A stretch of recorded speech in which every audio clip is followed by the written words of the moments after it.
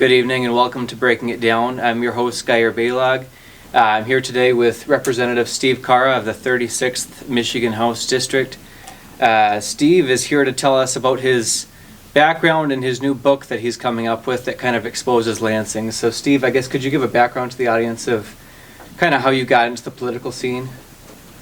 Yeah, thanks for having me here, Geyer. And my story is I was a state representative staff member for 3 years before being a state representative myself. I'm serving in my second term. And I just, grew up thinking I wanted to do something to where had I not done it, nobody else would have. And now that I've seen so much corruption in politics, my parents voted every time. I was on a course towards planning to voting Republican. But once I realized that just being Republican alone is not enough, that we need to actually stand up and adhere to the Republican Party platform and not just have an R behind our name, I wanted to go into Lansing, break apart the corruption, and stand up for the principles that our party believes in. Now, what would you say the current state of Lansing is? You've been there for a few years. You'd kind of have seen by now what it looks like. I mean, what are we in for right now?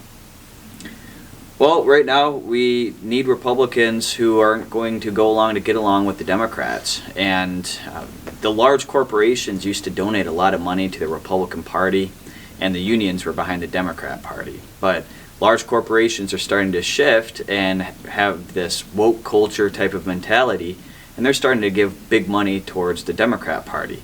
The Democrat Party no longer has a claim towards being for the hardworking middle class.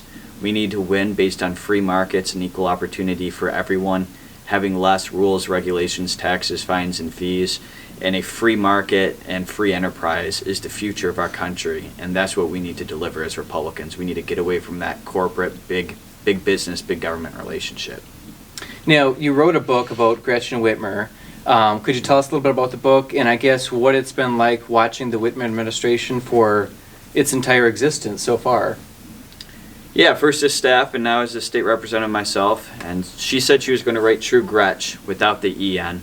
And when I heard she was writing True Gretch, I decided I needed to write True Gretchen and actually expose her for who she really is, because she's trying to deceive the people of Michigan and as if she's doing what they need to have a better life. But the stories that I tell here, some are ones that people would already know. Some of these stories are behind the scenes, what I saw firsthand in Lansing.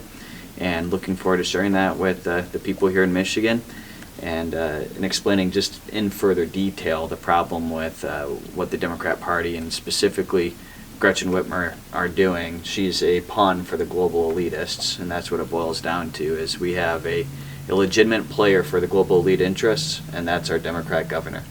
Now, what do you think, watching Gretchen and obviously writing a book about her, you probably know her pretty well, what do you think her next steps are? I mean, is she just going to retire and, after governor, or is she going to be kind of a Granholm and find a secretary position? What do you think she does next? Yeah, that's a great question. When I started writing this book, that was before Joe Biden's big gaffe on the presidential debate where he, I think, if I had to speculate, was not given his proper medication, and I think he was sabotaged by the Democrat Party because they wanted this plan to get rid of him.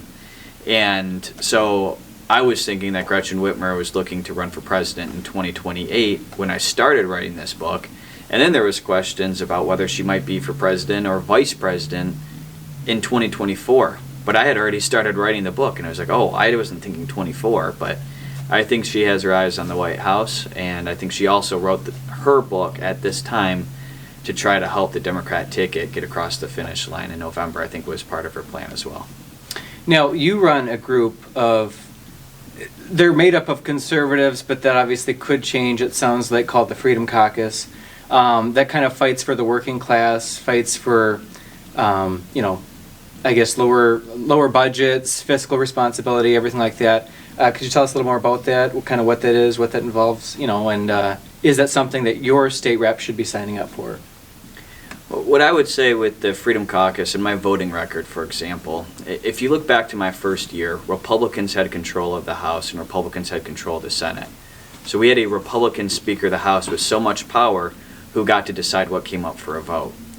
I voted no more than every single other legislator in the state of Michigan when we had a Republican Speaker of the House. Now, you would think that the furthest left Democrat would be the one who would be voting no the most often if Republicans get to decide what comes up for a vote. but his voting record was more similar to the furthest left Democrat than it was to me as the most conservative Republican.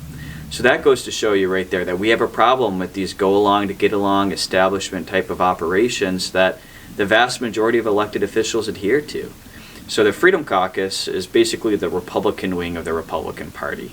We're actually doing what we said we were going to. We're actually being pro-life, pro-gun rights, standing up for the hardworking middle class, equal opportunity for everybody, following our oath to the Constitution and the proper role of government. Now, what can the hardworking middle class, union members, I mean, if they can't put a lot of money into politics, what can they do to help shift, I guess, politically the system so it's not always working against them, so they can actually have something fair come out of their government? I mean, what can they do? Well, the big government wants us to be apathetic. They want us to just sit back, maybe vote on election day, not pay attention to what they're doing. The more complicated and the more corrupt the process gets, the more confusing it is, the more people lack trust in the system and then have this tendency towards apathy. But I encourage everybody, we're not only losing our country, in many ways we have lost our country. And it's time for us to stand up and fight to restore our constitutional republic, to stand up for ourselves and our posterity. So not only voting on election day, but getting out there, getting active, sharpening your tool of knowledge by talking with your friends and family, sharing with them your perspectives and getting more involved, whether that's going out and door knocking or volunteering at a local, GOP headquarters or whatever it is, just getting more involved, talking with your friends and family, and really understanding what's going on and questioning the mainstream media narrative and the status quo of politics. Now, you're going all over the state with your book tour, and it looks like heading into a third term for state rep, even though the election hasn't happened yet. That's, I'm sure, what will happen in your district. Do you see yourself running for any other office? I mean, or is that not even in your mirror right now? Right now I'm taking it 2 years at a time and getting ready to go into my third term here as a state representative. And it's been an honor to represent the 36th district and the people of St. Joseph and Cass counties, and we'll see what God has in store for the future. Well, thank you very much for coming all the way up here. We appreciate it. And good luck on your book. Where can people get the book if they can't get it today and on your book signing? Where would they go to buy it? Well, thank you for having me, Geyer, and everybody can go to truegretchenbook.com or go to Amazon. You can get a book there.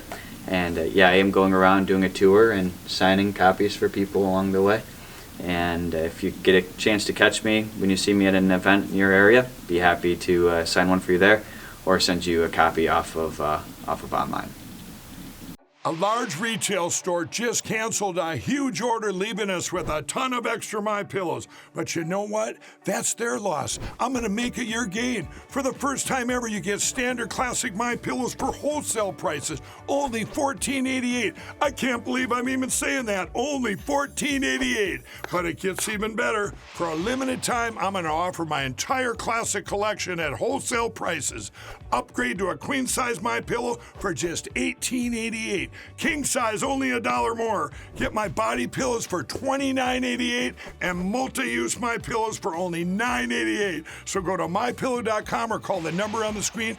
Use your promo code to take advantage of wholesale pricing for the first time ever on TV, including my standard size MyPillow, only $14.88. They've never been offered this low before.